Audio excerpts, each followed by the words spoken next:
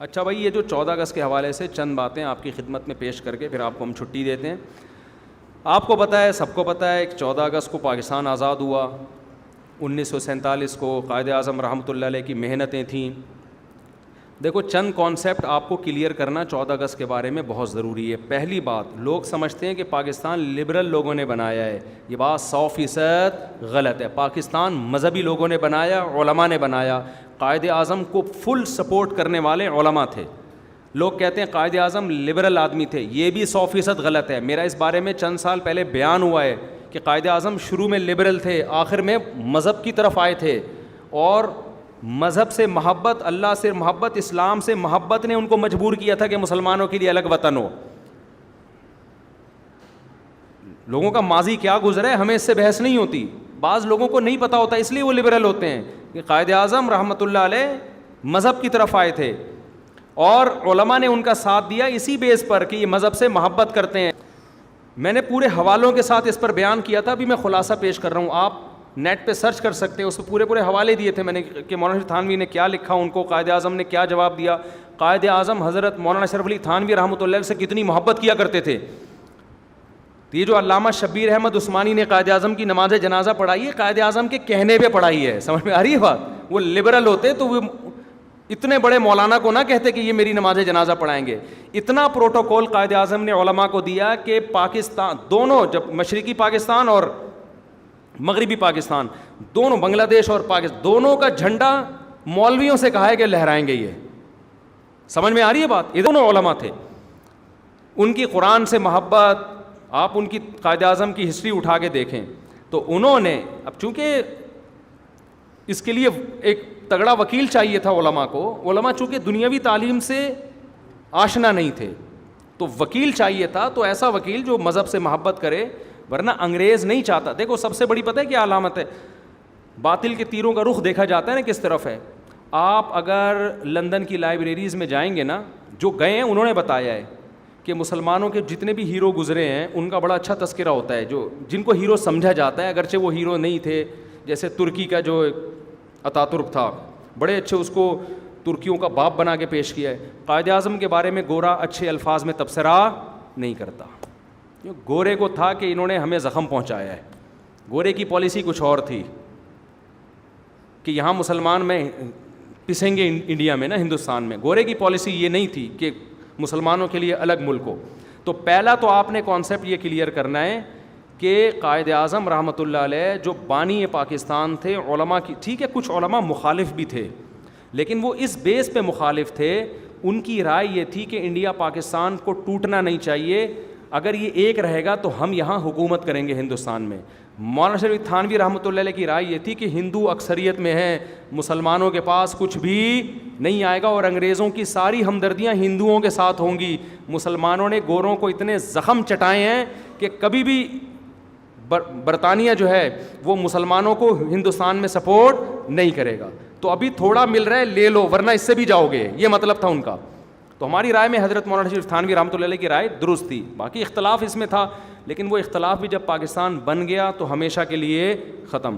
مولانا حسین مدنی رحمۃ اللہ علیہ کی رائے یہ تھی کہ نہیں ٹوٹنا چاہیے، لیکن جب پاکستان بن گیا تو انہوں نے پاکستان کو مکمل سپورٹ کیا. ان سے پوچھا کہ حضرت آپ تو پاکستان بننے کے خلاف تھے، اب آپ پاکستان کو سپورٹ کیوں کر رہے ہیں؟ انہوں نے کہا کہ مسجد بننے سے پہلے اختلاف ہو سکتا ہے کہ یہاں مسجد بننی چاہیے کہ نہیں، جب بن جائے تو وہ مسجد کیا ہے؟ قابل احترام ہے. کتنی زبردست رائے تھی ان کی. تو جو مخالف تھے وہ بھی پاکستان بننے کے بعد پاکستان کے حق میں ہو گئے تھے. تو اس میں علماء کا بہت بڑا کردار تھا.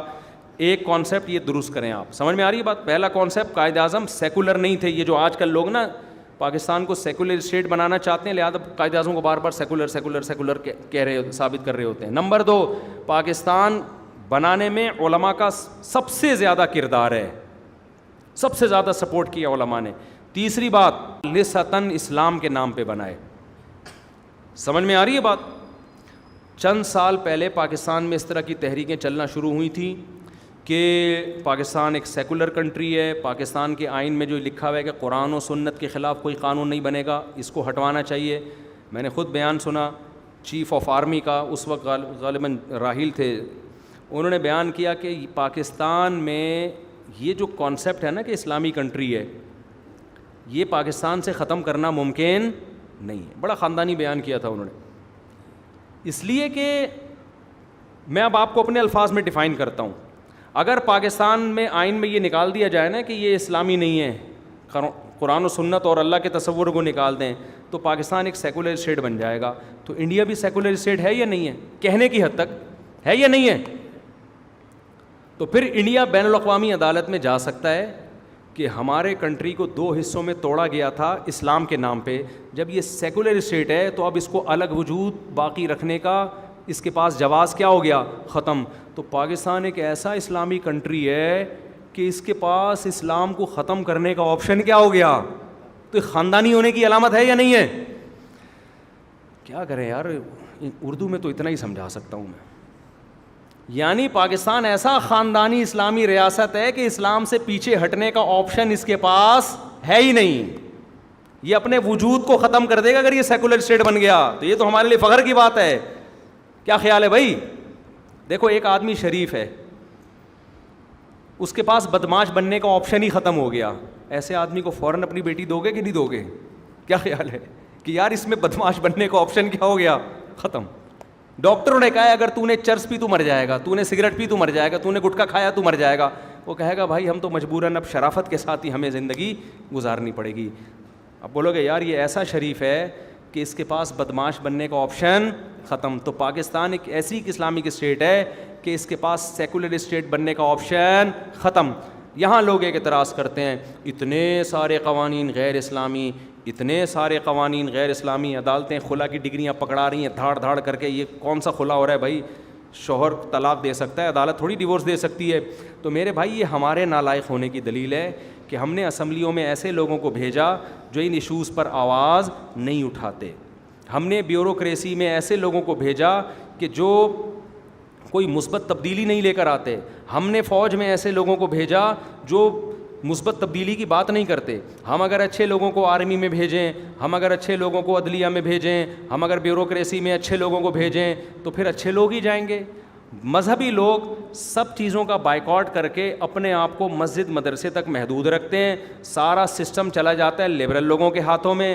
پھر وہ قرآن و سنت کے نام پہ ہی یہ جو عدالتی خلا ہے نا, لیبل اس پہ قرآن و سنت کا لگا ہوا ہے. عدالت قرآنی آیتیں پڑھ پڑھ کے خلا کی ڈگری دے رہی ہوتی ہے. وَإِنْ خِفْتُمْ أَلَّا يُقِيمَا حُدُودَ اللَّهِ, یہ سورہ بقرہ کی آیتیں لکھی ہوئی ہوتی ہیں خلا پہ کہ حدود اللہ پہ چونکہ ایکچولی قائم نہیں رہ سکتے لہٰذا میں ان کو طلاق دے رہا ہوں. ابے قائم نہیں رہ سکتے تو کہاں سے طلاق دے رہا ہے؟ صحیح نا. تو لیبل سب قرآن و سنت ہی لگا ہوا ہے. ایک صاحب نے مجھے کہا نا کہ وہ جنہوں نے قل ہو اللہ غلط پڑھی تھی, کون تھے وہ؟ رحمان ملک صاحب. انہوں نے قل ہو اللہ غلط پڑھی. مجھے کسی نے کہا دیکھو مفتی صاحب آپ بار بار کہتے ہو اسلامی کنٹری ہے, یہ کیسا اسلامی کنٹری ہے جس میں اتنی بڑی پوسٹ پہ آدمی کو قل ہو اللہ نہیں آتی؟ میں نے کہا یہ اسلامی کنٹری ہے جس کو قل ہو اللہ نہیں آتی مجبور ہے قل ہو اللہ پڑھنے پر. سمجھ میں آ رہی ہے بات؟ سسٹم کہہ رہا ہے قل ہو اللہ پڑھنی پڑے گی آپ کو, بسم اللہ پڑھنی پڑے گی, تقریر کا آغاز بسم اللہ سے شروع کرنا ہے, قل ہو اللہ پہ ختم کرنا ہے. سمجھ میں آ رہی ہے بات؟ جس کو نہیں بھی آتی وہ مجبوراً پڑھ رہا ہے. جب یہ الیکشن کے لیے سلیکشن ہو رہی تھی نا تو انٹرویوز ہو رہے تھے. سرگودا میں تھا تو الیکشن ہونے والے تھے, 20-25 سال پرانا واقعہ ہے. تو بہت سارے کینڈیڈیٹ جو آتے ہیں سلیکشن کے لیے تو ان کو پرمیشن ملتی ہے نا کہ آپ الیکشن میں کھڑے ہو سکتے ہیں. تو مجھے کسی سیاستدان نے بتایا یار مجھ سے اذان پوچھ رہے ہیں, اذان سناؤ. تو یہ کیوں پوچھ رہے ہیں؟ میں نے کہا آپ نے کیا ان سے, کہتے ہیں میں نے پوچھا یار مجھ سے اذان کیوں سن رہے ہو, میں تو الیکشن میں کھڑا ہو رہا ہوں. تو جو انٹرویو لینے والے نے کہا کمبخت تو اسلامی ملک کا سربراہ بننے جا رہا ہے, تجھے اذان بھی نہیں آتی کیا؟ تو شکر ہے دعائے قنوت نہیں پوچھی, ورنہ کسی کی بھی سلیکشن نہیں ہوگی. تو اذان کا کیوں پوچھ رہا ہے, کلمے کا کیوں پوچھ رہا ہے؟ اس لیے کہ کمبخت تھوڑا سا تو شو کرنا کہ تو مسلمان ہے, کچھ تو بتا. آگے پھر یہ پوچھ لے کہ فجر کی اذان اور ظہر میں فرق کیا ہے, یہ تو پھر بہت ہی مشکل ہو جائے گا. تو پاکستان اسلامی کنٹری ہے, تھا اور انشاءاللہ رہے گا. باقی امپلیمنٹ اس لیے نہیں ہو رہا کہ جو بندے آگے جا رہے ہیں وہ چاہتے ہی نہیں ہیں. تو صحیح بندے جائیں گے تو قانون آپ کا ساتھ دے گا, لبرل لوگوں کا ساتھ نہیں دے گا. اب آپ بائیکاٹ کر کے, الیکشن کا بائیکاٹ کر کے بیٹھ جاتے ہو, آپ اچھے لوگوں کو آگے نہیں لے کر آتے, آپ علماء کی مخالفت کرتے ہو, آپ جو بھی ملک کا کوئی خیر خواہ آتا ہے اس کی ٹانگیں کھینچ لیتے ہو. تو یہ ساری چیزیں جب آپ کے اندر ہوں گی تو اس کا آپ ہی ٹھیک نہیں ہو. تو اللہ نے تو قرآن میں کہہ دیا واضح لفظوں میں, 2 جگہ قرآن میں آتا ہے ان اللہ لا یغیر ما بقوم حتی یغیروا ما بانفسہم. اللہ کہتے ہیں جو قوم اپنی حالت خود تبدیل نہیں کرتی ہم اس کی حالت تبدیل نہیں کرتے. تو چینجنگ چینجر کے بغیر نہیں ہو سکتی. نیوٹن نے بھی ارشاد فرمایا دامت برکاتہم, چینجر کے بغیر چینجنگ نہیں ہو سکتی. تو چینجر ہم لوگ ہیں. تو تمیز سے چینجنگ کریں, اسکول بنائیں ایسے اسکول جن میں ایجوکیشن ہائی لیول کی ہو اور ماحول اسلامی ہو. اب جو اسلامی اسکول کھلتے ہیں ان میں اسلامی ماحول ہوتا ہے, ایجوکیشن تیل لینے گئی ہوئی ہوتی ہے, بس ٹوپی پہنا دیتے ہیں, وہ شلوار یہاں تک لے آئیں گے اور پینٹ کے بجائے ناڑے باندھ دیتے ہیں شلواروں کے موٹے موٹے, اور سفید کرتے سرمے ورمے لگا دیے. اسلامی ماحول, پڑھائی کہاں ہے ہی نہیں. جو ٹیچر ہیں وہ عجیب و غریب قسم کے پتہ نہیں کہاں کہاں سے ادھار لیے ہوئے ہوتے ہیں. تو جب معیار ہی نہیں ہے, معیار ان اسکولوں کا ہے جو انگریزی اسکول ہیں, بلکہ انگریزی نہیں کہنا چاہیے, جو لبرل اسکول ہیں ان کا معیار اچھا ہے. تو لوگ کہتے ہیں یار اپنے بچے کو ڈاکٹر بنانا ہے, مولانا بنانا ہوتا تو مدرسے میں لے جاتے اس کو, تو ڈاکٹر تو بنے کم وقت. تو معیاری ہیں کچھ بہت تھوڑے ہیں. تو آپ لوگوں سے میں کہتا ہوں اسکولوں کا جال بچھا دو, ایسے معیاری خاندانی اسکولوں کہ لوگ کہیں یار ہمارا بچہ یہاں پڑھے گا, نماز کا پابندی ہوگا, ماں باپ کا احترام بھی سیکھے گا, اور بہترین اسکالر بن کے نکلے گا, وہ بہترین ڈاکٹر بن کے نکلے گا, بہترین سائنٹسٹ بن کے نکلے گا, بہترین جج بن کے نکلے گا, آرمی کا بہترین آفیسر بنے گا یہ فیوچر میں. تو یہ ساری چیزیں ہم کر سکتے ہیں, لیکن ہم اس پر سوچنے کے لیے تیار بولو نہیں. اور جو کرتا ہے تو اس کی ٹانگیں کھینچنا شروع کر دیتے ہیں, نہ اچھا خود کرتے ہیں نہ کسی اور کو کرنے دیتے ہیں. یہ مارکیٹ میں چل رہا ہے. ہمیں انقلاب پتہ ہے کیسے چاہیے, اڑا دو, کنٹینر لا کے اسلام آباد بند کر دو, اس طرح ہمیں انقلاب چاہیے. روڈ بلاک کر دو, دھماکے کرو, حکومت کے خلاف فوج کو برا کہو, عدلیہ کو برا کہو. ایک صاحب نے لاہور سے مجھے فون کیا کہ لاہور کے جج نے اتنا غلط فیصلہ کیا اسلام کے اگینسٹ, آپ اس جج کے خلاف تقریر کریں. میں نے کہا میں جج کے خلاف تقریر کروں گا, اگلی تقریر کے میں قابل نہیں رہوں گا, توہین عدالت کا کیس چلے گا, مارکیٹ سے میں شارٹ ہو جاؤں گا, بس وہ میری آخری تقریر ہوگی اور عوام پہ اثر کچھ بھی نہیں ہوگا. اس کے بعد مارکیٹ سے شارٹ, اور آپ بھی مجھے جیل میں ملنے کے لیے نہیں آئیں گے کہ مفتی صاحب نے حق بولا تھا, چلو میں مفتی صاحب سے ملنے کے لیے آؤں, کوئی بھی نہیں پوچھے گا. کہہ رہے ہیں پھر کیا ہوگا, پھر کیا کریں. میں نے کہا آپ کے بچے کتنے ہیں؟ کہہ رہے ہیں میرے 3 بیٹے ہیں. میں نے کہا آپ تینوں کو کے بارے میں فیصلہ کرو, میں ان کو پاکستان میں سپریم کورٹ کا جج بناؤں گا تینوں کو, اور ابھی سے ان کی ٹریننگ شروع کر دو. انسان کا بچہ بناؤ, مذہب سے محبت سکھاؤ. میں نے کہا جب یہ سپریم کورٹ کے تینوں میں سے ایک تو کامیاب ہو جائے گا نا, سپریم کے نہیں تو ہائی کورٹ کے تو بن ہی جائیں گے. پھر میں نے کہا یہ انشاءاللہ غلط فیصلہ نہیں کریں گے. تو تبدیلی آ سکتی ہے لیکن تمیز سے. وہ تمیز مارکیٹ سے کیا ہے, شارٹ. ہم چاہ رہے ہیں ایک دم سے یوں الٹ جائے سارا سسٹم. اور اچھا لوگ اسی مولوی کو کہتے ہیں جو فوج کو گالیاں دے رہا ہو, عدالتوں کو گالیاں دے رہا ہو, حکمرانوں کو گالیاں دے رہا ہو, کہہ رہے ہیں حق پرست آدمی ہے. وہ بھائی ہے تو کریں کیا؟ اول تو ضروری نہیں حق پرست ہو, بہت سی باتیں غلط الزام بھی لگ رہے ہوتے ہیں, لیکن کیا کر رہا ہے یہ گالیاں دے کے, رزلٹ کیا نکل رہا ہے؟ رزلٹ زیرو ہے, کوئی فائدہ نہیں ہونے والا. کام کرو کام, سمجھتے ہو؟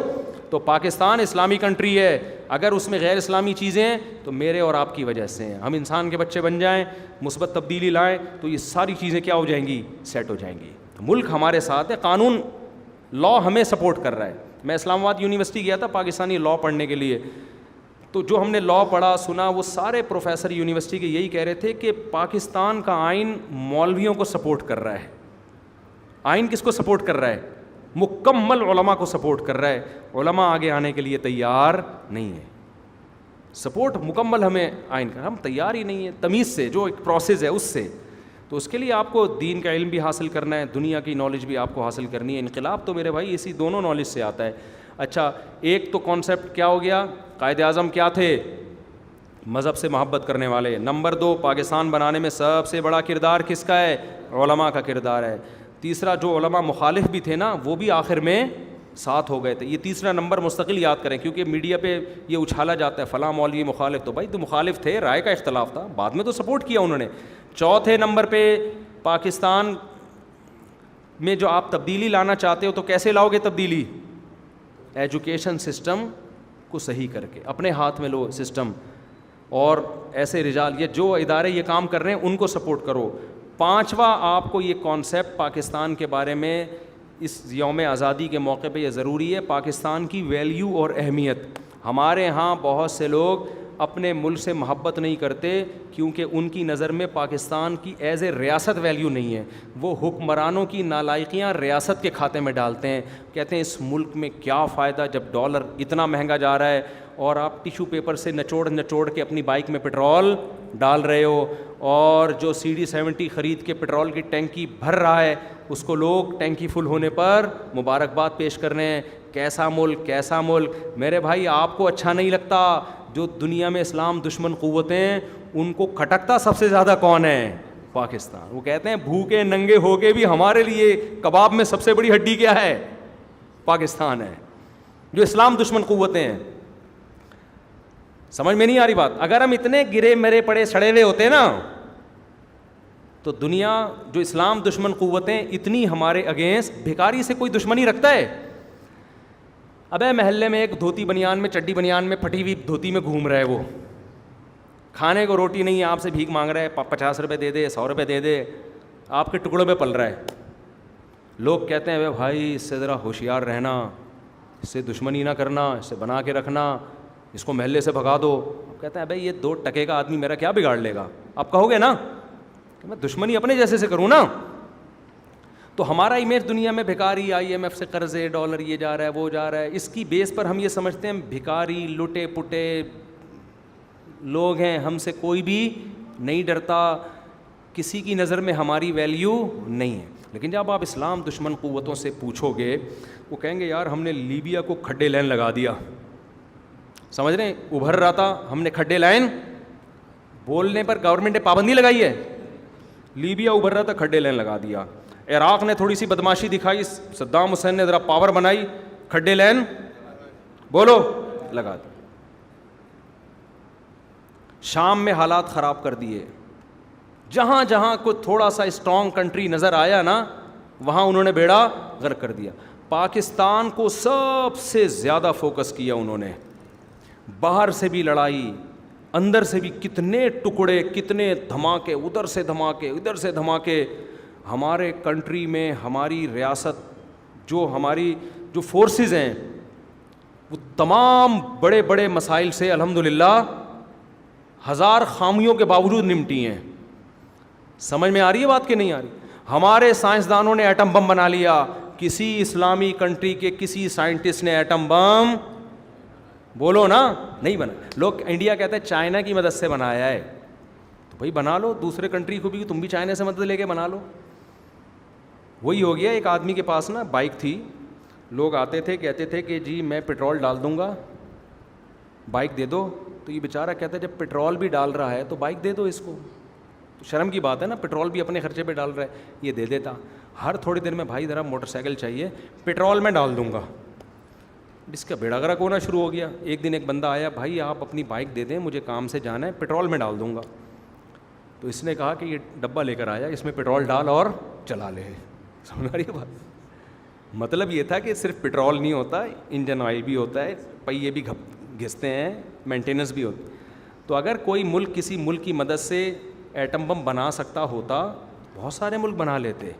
ایٹم بم بنانے کے لیے سائنسدانوں میں کچھ صلاحیت کا ہونا ضروری ہے، کوئی ISI جیسی کوئی خفیہ ایجنسی کا ہونا ضروری ہے. یورینیم کو ادھر سے ادھر کرنا ہے، وہاں سے یہاں لے کر آنا ہے، ادھر سے دائیں بائیں ٹن مارنا ہے، ادھر سے انڈا موڑ سے.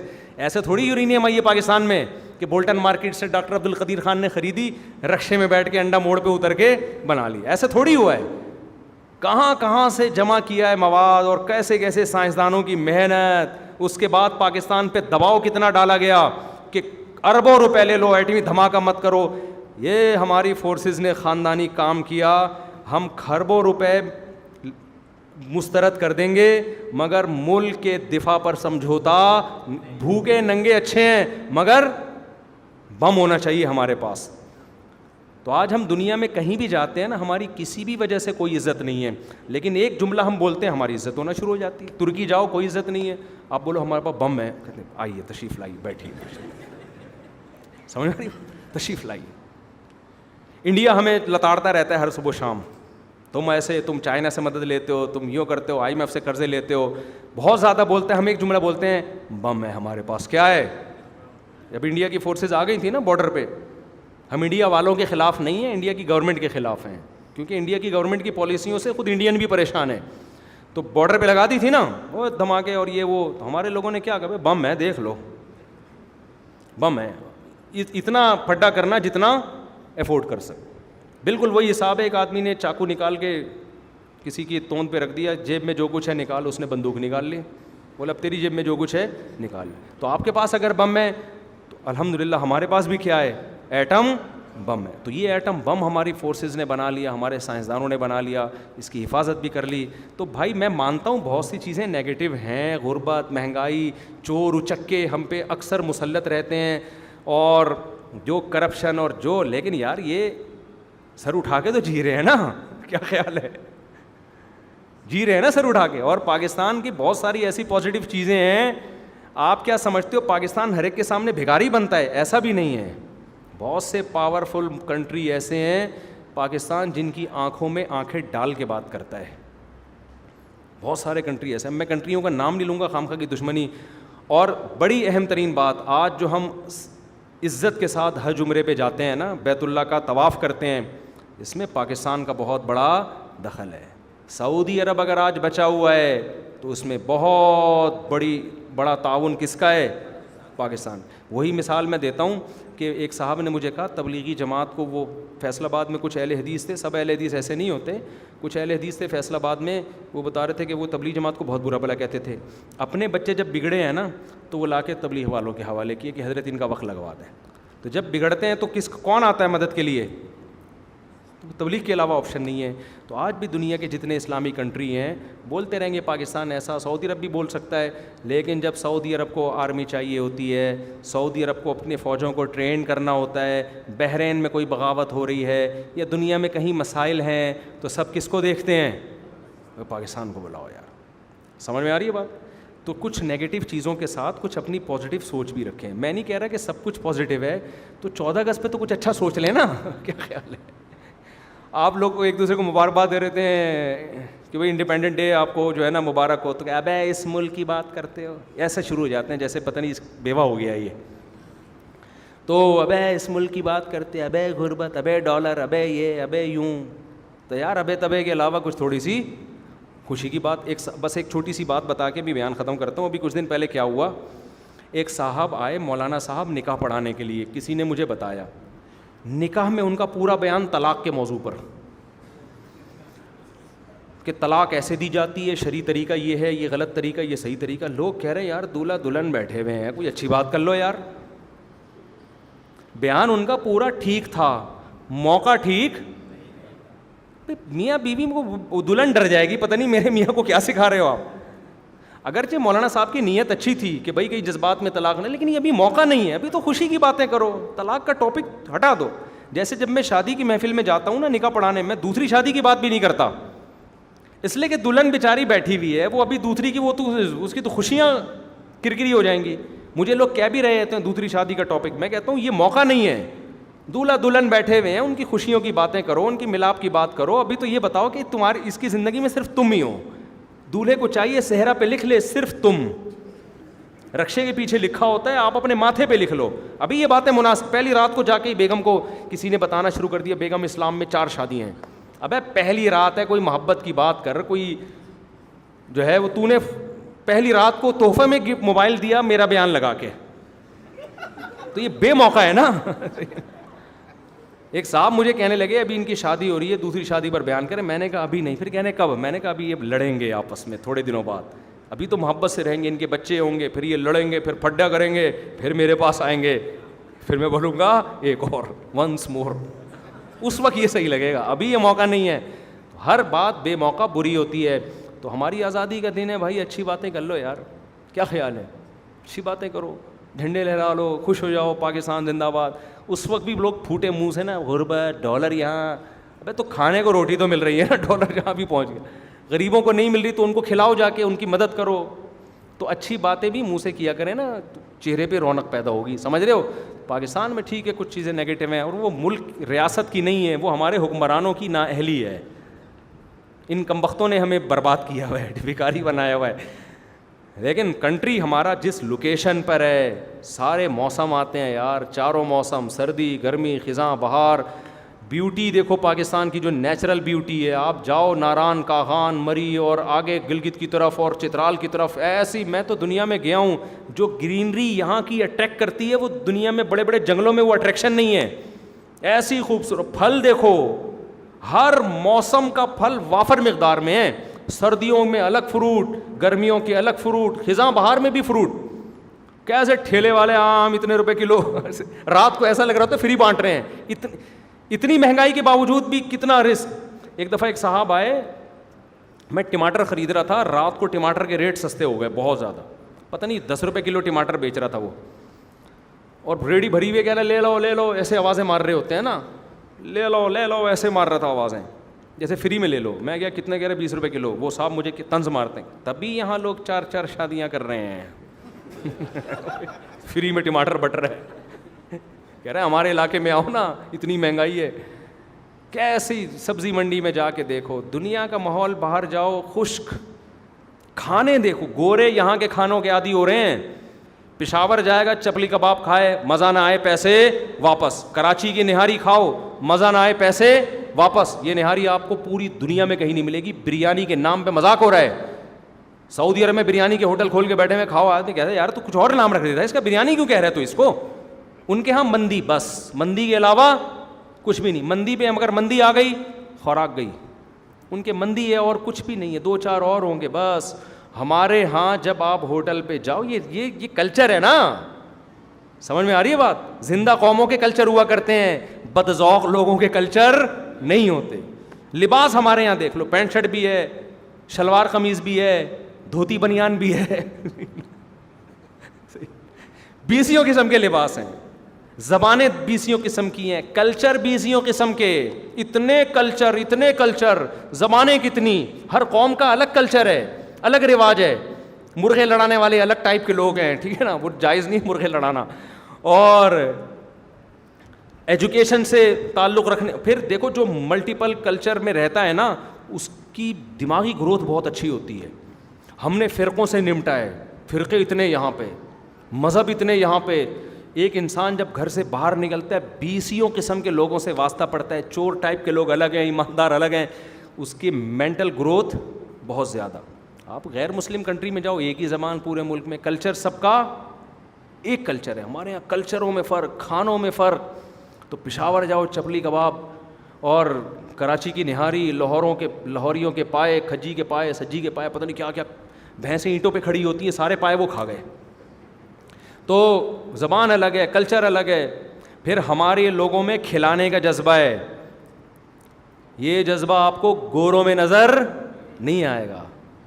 ایسا کھلاتے ہیں نا, اوہ نہیں کھاؤ غصہ کرتے ہیں, ایسا لگتا ہے گن پوائنٹ پہ ٹھوس رہے ہیں. یہ مہمان نوازی تھوڑی ملے گی آپ کو. پاؤں دباتے ہیں علماء کے.